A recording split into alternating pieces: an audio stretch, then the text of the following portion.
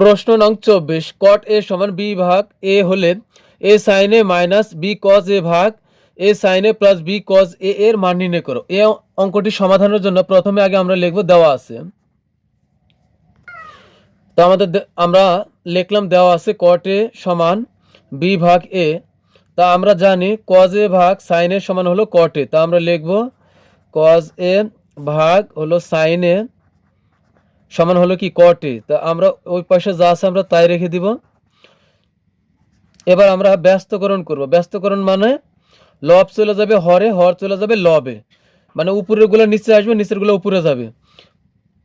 তো আমাদের নিচে আছে সাইনে চলে যাবে উপরে, উপরে আছে কজে চলে আসলো নিচে, এ চলে যাবে উপরে, বি চলে আসবে নিচে। তা আমরা লিখবো ব্যস্তকরণ করে।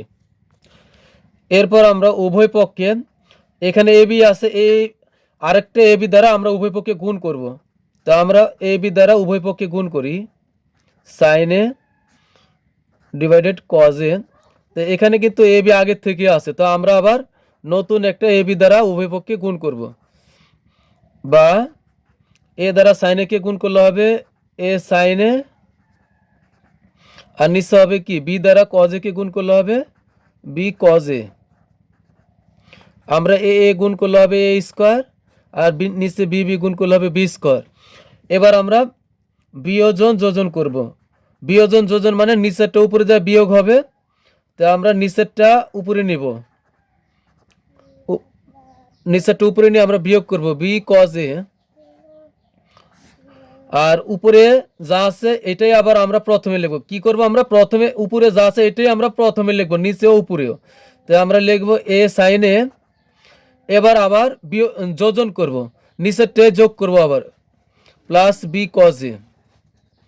এই পাশে আমরা কি করব, উপরে যা আছে তাই থাকবে, নিচেরটা একবার উপরে নিয়ে বিয়োগ করব, আবার নিচেরটা উপরেরটার সাথে যোগ করব। তাহলে এটাই কিন্তু আমাদের অ্যান্সার। এখানে কি করলাম, উপরেরটার কিন্তু পরিবর্তন নাই, উপরেরটা লব প্রথমে লিখব, পরে মানে কি করলাম বিয়োজন যোজন, উপরে লব এ সাইনে থাকবে, নিচের বি কজে উপরে যা একবার বিয়োগ হবে, আবার আমরা প্রথমেই আবার নিচে লিখব, এই সাইনেই প্রথমে আগে লিখব, তারপরে আবার বি কজে যোগ করব, মানে বি কজে একবার উপরে যা বিয়োগ হবে, আবার একবার নিচে যোগ হবে। এখানে ঠিক তাই, এ স্কোয়ার প্রথমেই লিখব, বি স্কোয়ার একবার গিয়ে উপরে বিয়োগ হবে, আবার বি স্কোয়ার নিচে একবার যোগ হবে। এটাই আমাদের অ্যান্সার।